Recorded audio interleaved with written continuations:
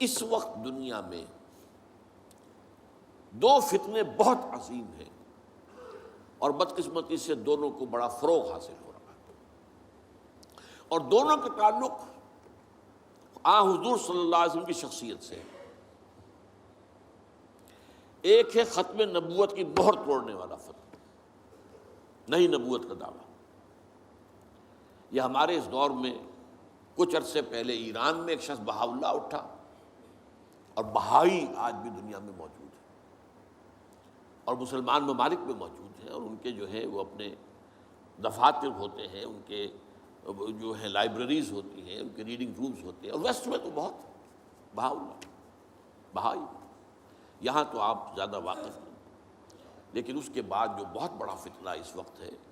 جسے مسلسل فروغ حاصل ہو رہا ہے ابھی، اور اسے وہ اپنی صداقت کے دلیل کے طور پر استعمال کر رہے ہیں،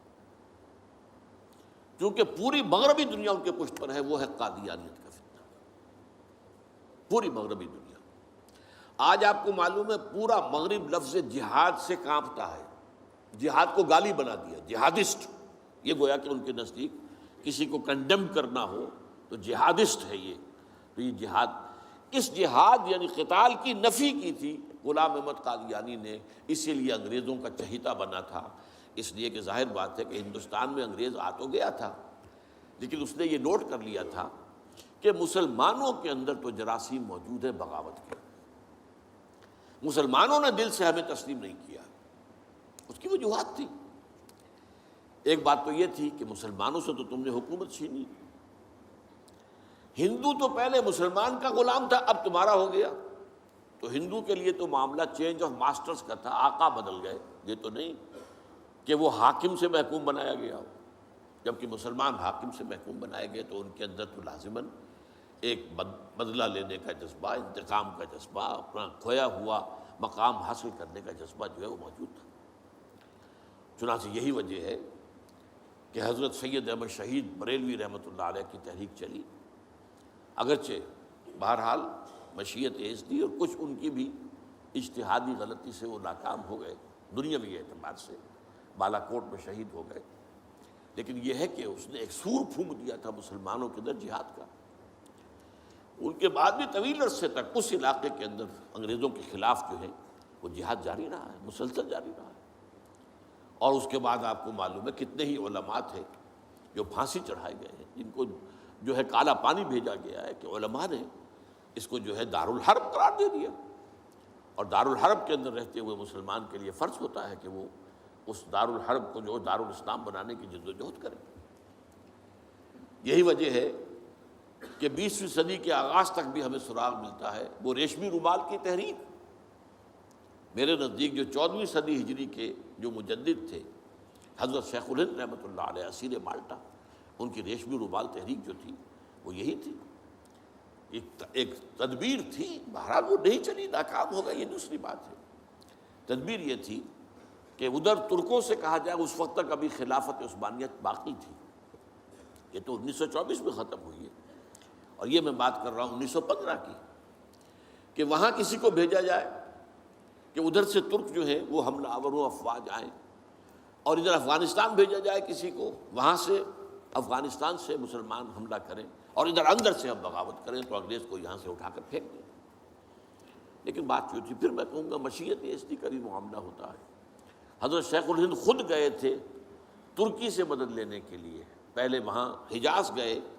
اس لیے کہ حجاز میں ابھی مدینہ منورہ میں ترک گورنر موجود تھا، ابھی جو ہے وہ شریف حسین جو تھا جس نے بغاوت کی تھی ترکوں کے خلاف، مکے پر تو اس کا قبضہ تھا، مدینے پر نہیں تھا، تو وہاں گورنر جو ہے ترکی کے خلافت عثمانیہ کے موجود تھے، ان سے ملاقات کی اور آگے جانے کا فیصلہ بھی تھا۔ لیکن اسی اثنا میں مخبری ہو گئی، اور شریف حسین والی مکہ نے، جس کی یہ نسل ابھی تک چل رہی ہے، یہ جو اردن کا بادشاہ بیٹھا ہوا ہے، یہ اسی کا پڑ پوتا سمجھ لیجئے، یا پڑ پوتا یا سگڑ پوتا، یہ وہ نسل ہے ہاشمی، ہاشمائٹ۔ اس نے حضرت شیخ الہند کو گرفتار کر کے اور چاندی کی تشتری میں رکھ کر انگریز کو پیش کر دیا، یہ آپ کا باغی یہاں پر آ کر اور آپ کے خلاف سازشیں کر رہا ہے۔ اور دیکھیے انگریز انہیں کہاں لے گیا، مالٹا، میڈیٹرینین سی کا ایک جزیرہ، بحیرہ روم کا، آخر ہندوستان میں بھی تو واپس لا سکتا تھا، ہندوستان کی کسی جیل میں نہیں۔ اقبال کے نفس سے ہے لالے کی آگ تیز، ایسے غزل سرا کو چمن سے نکال دو، تو وہاں رکھا ہے انہیں 4 سال وہاں پر وہ، اور ٹی وی جو ہے وہ اپنی آخری حد کو پہنچی ہے تو چھوڑا ہے کہ ہماری اگر قید کے اندر یہ انتقال ہو گیا ان کا تو پھر طوفان اٹھ جائے گا۔ تو ایک فتنہ تو یہ ہے جو ختم نبوت کا، چونکہ اس قتال کے خلاف فتویٰ دیا تھا، دین کے لیے حرام ہے اب دوستو قتال، قتال فی سبیل اللہ ختم ہو گیا، لہذا انگریزوں نے ان کا چہیتا بنا، ان کے فتنے آج بھی پورا ویسٹ جو ہے، یورپ میں، امریکہ میں، انگلینڈ میں آج کل ان کا مرکز ہے، اور ان کے خطبے جو ہیں اس کے امام جو کہلاتا ہے خلیفہ، وہ آپ کو معلوم ہے کہ وہ سیٹلائٹس کے اوپر جو ہے وہ نشر ہوتا ہے۔ دوسرا فتنہ جو ہے جو اپنی تاثیر کے اعتبار سے اس پہلو سے اس سے بھی زیادہ خطرناک ہے کہ وہ زیادہ پھیل رہا ہے اور اس کا ادراک اور احساس نہیں ہے۔ ختم نبوت کا معاملہ تو ایسا ہے جو اتنا واضح ہے، کسی کا نبوت کا دعویٰ کرنا اتنا واضح ہے کہ ہر مسلمان سمجھ لے گا کہ واقعی وہ تو دائرہ اسلام سے خارج ہو گئے، اور جو اسے مانے وہ دائرہ اسلام سے خارج۔ چنانچہ یہ فیصلہ جو ہے ہمارے ہاں آپ کو معلوم ہے سرکاری سطح پر، حکومتی سطح پر، ریاست کی سطح پر، پارلیمنٹ نے طے کیا کہ قادیانی خواہ وہ ربوائی ہے اصل قادیانی، خواہ وہ لاہوری ہے جو لاہوری احمدی اپنے آپ کو کہتے ہیں، وہ دونوں دائرہ اسلام سے خارج ہیں۔ لیکن یہ دوسرا فتنہ وہ ہے کہ جو اندر ہی اندر جیسے دیمک جو ہے لکڑی کو کھا جاتی ہے، ان کا یہ فتنہ ہے انکار حدیث کا فتنہ۔ قرآن مانیں گے، قرآن کو سمجھیں گے، حدیث ہاں ٹھیک ہے، حدیث اپنی جگہ ہے، اس میں اخلاقی تعلیمات جو ہیں ان کو ہم سر سے سینے سے لگائیں گے، لیکن مطاع جو ہے حضور کی ذات صرف اپنے زمانے کے لیے تھی، بعد کے لیے نہیں۔ میں نے جو آج آپ کو آیات سنائی تھی، قل اطیعوا اللہ واطیعوا الرسول، اے نبی کہہ دیجئے اطاعت کرو اللہ کی اور اطاعت کرو رسول کی صلی اللہ علیہ وسلم۔ فَإِن تَوَلَّوْا، پھر اے نبی اگر یہ پیٹھ موڑ لے، فَإِنَّمَا عَلَيْهِ مَا حُمِّلَ وَعَلَيْكُمْ مَا حُمِّلْتُمْ، تو ان سے کہہ دیجئے، انہیں یہ بات بتا دیجئے کہ جو ذمہ داری ہم نے ڈالی اپنے رسول پر وہ اسی کے مسئول ہوں گے، جو ذمہ داری تم پر پڑی ہے اس کے مسئول تم ہوگے۔ وَإِن تُطِيعُوهُ تَهْتَدُوا، اور اگر تم ان کی اطاعت کرو گے تبھی تم ہدایت پر ہوگے۔ دوسرا سورۃ تغابن کی آیت میں نے آپ کو سنائی تھی، وَأَطِيعُوا اللَّهَ وَأَطِيعُوا الرَّسُولَ فَإِن تَوَلَّيْتُمْ فَإِنَّمَا عَلَىٰ رَسُولِنَا الْبَلَاغُ الْمُبِينُ، اطاعت کرو اللہ کی، اطاعت کرو رسول کی صلی اللہ علیہ وسلم۔ پھر اگر تم نے پیٹھ موڑ لی تو جان لو کہ ہمارے رسول پر تو صرف پہنچا دینے کی ذمہ داری تھی، آگے تم مسئول ہو کہ تم تک جو پہنچا دیا گیا تھا پیغام تم نے اسے قبول کیوں نہیں کیا۔ یہ جو اطاعت رسول ہے یہ دائمی ہے، یہ ایسا نہیں ہے کہ صرف حضور اس کے لیے الفاظ استعمال کر دیتے ہیں۔ وہ مرکز ملت اپنے دور میں اپنے زمانے میں مرکز ملت تھے محمد صلی اللہ علیہ وسلم، لہٰذا امیر جماعت کی حیثیت سے، امیر ملت کی حیثیت سے ان کا حکم مانا جانا ضروری تھا۔ لیکن آئندہ تو جو بھی امیر ہوگا، جو بھی مرکز ملت ہوگا، جو بھی حکومت بنے گی، جو بھی مسلمانوں میں حاکم ہوگا، ان کی اطاعت فرض ہے۔ اور یہ فتنہ اس تیزی سے پھیلا ہے، اس تیزی سے پھیلا ہے، اس لیے کہ شریعت کی بہت سی پابندیاں ان لوگوں نے اسی حوالے سے حدیث کو اٹھا کر پھینک دیا۔ پردہ کوئی شے نہیں ہے، کوئی خاص شے نہیں ہے، پردہ جو ہے یہ تو ایک خاص دور کا کلچر تھا بس۔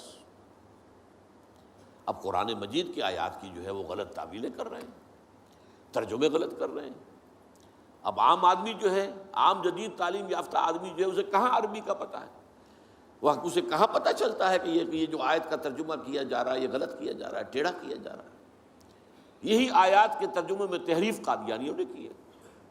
ان کا ایک عام مبلغ اور ان کے زیر اثر کوئی شخص آئے آپ سے بات کرے، آپ ہکا بکا رہ جائیں گے، وہ آیتوں پر آیتیں پیش کرے گا لیکن ترجمے اس کے غلط کر رہے ہیں۔ آخر وہی آیتیں ہیں جو 1400 برس تھے مسلمان جو ہیں صحابہ سے لے کر اور ہمارے دور تک علماء پڑھتے آئے ہیں، ان کا ترجمہ انہوں نے کیا۔ تو یہاں پر بھی یہ ہے کہ وہ تعویلیں غلط کرتے ہیں، اور ایسی ایسی تعویلیں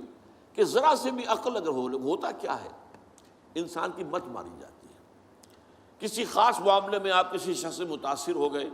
اب اس کی ہر بات آپ قبول کرتے جائیں گے، اس پر جو ہے تنقیدی نگاہ نہیں ڈالیں گے، یہ کمزوری ہے۔ چنانچہ ایسی ایسی تعویلیں بھی ہیں کہ یہ قرآن مجید میں جو آیا ہے کہ چور مرد ہو یا عورت ہو ہاتھ کاٹ دیے جائیں، اس کا مطلب ہاتھ کاٹنا نہیں ہے، تو مولویوں نے خام کا غلط بات سمجھی ہے، تو بڑا وحشیانہ فعل ہے۔ اس کا مطلب یہ ہے ہاتھ کاٹ دو، جیسے کہ کبھی والدین کہتے ہیں اپنے بیٹے سے، بیٹے تم نے تو ہمارے ہاتھ کاٹ دیے، یعنی کوئی معاملہ ایسا ہے کہ تم نے ایسی بات کر دی ہے کہ اب ہمارے پاس کچھ نہیں رہا، کوئی چارہ کاری نہیں، تو گویا کہ تم نے ہمارے ہاتھ کاٹ دیے۔ تو ایسا معاشرہ پیدا کر دو کہ چوری کی ضرورت ہی نہ ہو، بس یہ ہے ہاتھ کاٹ دینا، معاذ اللہ۔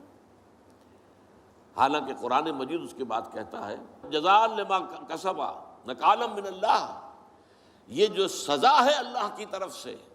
اور ان کے کیے کا کرتوت کا بدلہ ہے، یہ بات کہی جا رہی ہے۔ تو یہ جو ہے ایسا نظام قائم کر دینا، یہ کوئی سزا ہے؟ یہ کوئی عبرت کی بات ہے؟ یہ تو بہت اچھی بات ہے۔ لیکن یہ کہ وہ لوگ جو پرویز غلام احمد پرویز، عجیب بات یہ ہے کہ پنجاب نے یہ دو غلام احمد پیدا کیے، غلام احمد قادیانی، غلام احمد پرویز، ایک نے مہر ختم نبوت کو توڑا اور ایک نے حدیث کے بارے میں اور مستقل طور پر سنت رسول کو شریعت کے بنیاد ہونے کی حیثیت سے چیلنج کر دیا۔ اور یہ فتنہ میں آپ سے عرض کر رہا ہوں، آج چونکہ جیسے قادیانیوں کو پوری مغرب کی سپورٹ ہے، ایسے اس فتنے کو بھی، کیونکہ وہ کلیش آف سویلائزیشن میں اسلامی تہذیب کو ختم کرنے کے درپے ہو گئے ہیں، اور اسلامی تہذیب کا اور شریعت کا دار و مدار اکثر و بیشتر تو حدیث پر ہے، سنت پر ہے، لہذا وہ دین کی جڑ کاٹنے کے لیے یہ جو انکار حدیث کا فتنہ، یہ استخفاف حدیث کا فتنہ ہے، اس کو سپورٹ کر رہے ہیں۔ اور رینڈ کارپوریشن کی جو سفارشات ہیں ان میں شامل تھا یہ کہ ایسے ماڈرنسٹ کہ جو اسلام کی ایسی تعبیریں کریں جو ہماری تہذیب کے ساتھ مماثل ہو جائیں، تو ان کو سپورٹ کیا جائے، اور انہیں خاص طور پر الیکٹرانک میڈیا پر انہیں ایکسپوجر دیا جائے، اور آج یہ ہو رہا ہے پاکستان میں بڑے پیمانے پر۔ تو یہ جو ہے اس اعتبار سے آج زیادہ ضرورت ہے کہ ہم حدیث نبوی کا مطالعہ کریں، تاکہ اس کی عظمت جو ہے وہ ہمارے دلوں میں جاگزیں ہو جائے، اور حضور صلی اللہ علیہ وسلم کے ساتھ ایک محبت کا اشتوا جو ہے رشتہ مضبوط ہو جائے۔